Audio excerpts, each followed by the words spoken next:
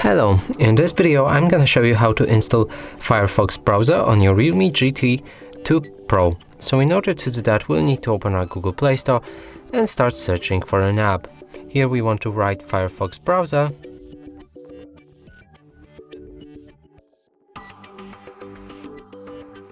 Like that, and hit the search button.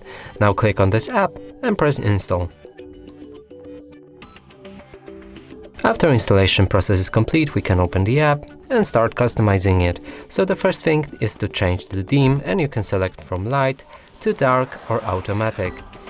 The next option is toolbar placement, and you can change it from bottom to top.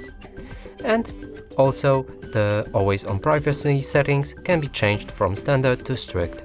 You can sign in to other Firefox browsers in order to sync them, and you should read this privacy note. And after all that, we can press start browsing and open any website. And that's it for this video. Hope you like it. Please consider subscribing to our channel, leave a like and a comment below.